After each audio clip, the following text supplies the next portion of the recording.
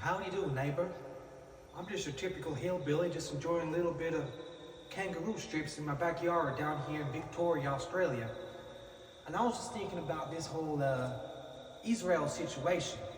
Now, what if the military-industrial complex of the United States of America, greatest country in the world, they use Israel, or Israel uses the United States as their decoy, as their sort of scapegoat, so to speak. So a great influence on mine, I won't mention his name, a podcaster, he put forth that the Israel Defense Force is just there as a scapegoat for the United States military-industrial complex. So what I'm ascertaining to here is that the United States economy needs war to survive. But they can't take the credit. And so they pass on the torch of responsibility to this little state in the Middle East. Because what we have here in the Middle East is a hell of a lot of oil. I'm talking trillionaires. Elon Musk, chump change. So, definitely some dodgy stuff going on.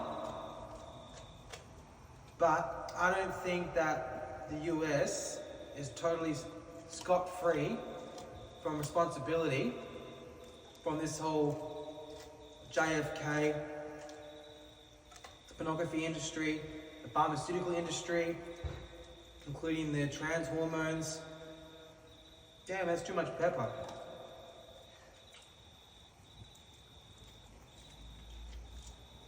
But yeah, do you really think that Israel Defense Force,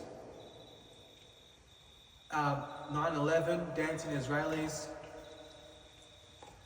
that war, 9/11,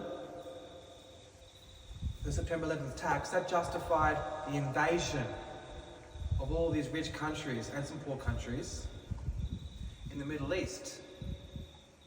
And so, yes, there's definitely some evil going on. There's definitely some, it's really tricky because Jewish people are the only so-called whites who are allowed to be like racial supremacists. They're openly allowed.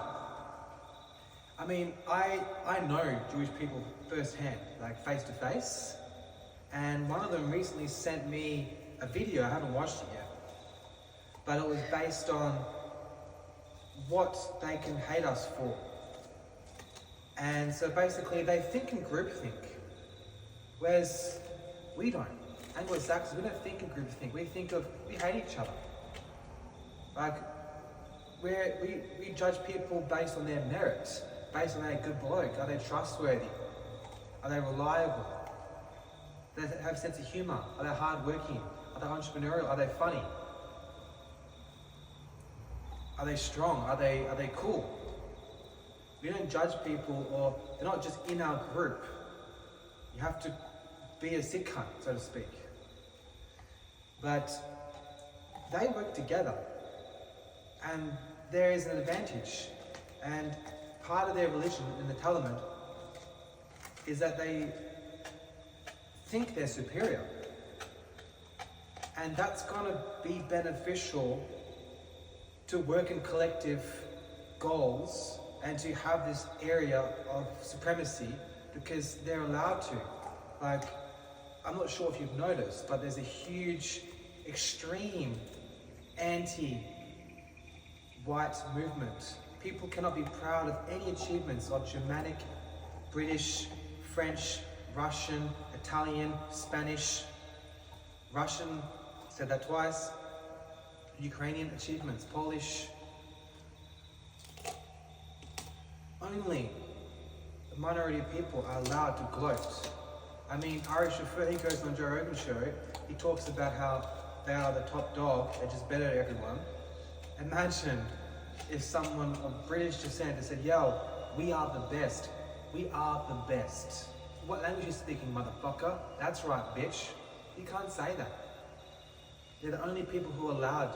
And so it's causing some problems, because not only is the Israel Defense Force used by the military-industrial complex of the United States so they can get all their dodgy stuff done, so the Jewish people are the only so-called Europeans who are allowed to be patriotic, and that has made them better at business. Because it's also, think about it, if you're told as a kid you will be under attack for being special, you are the chosen people, you are the chosen people, you will be attacked for being special, that's going to make you do whatever it takes to make bank.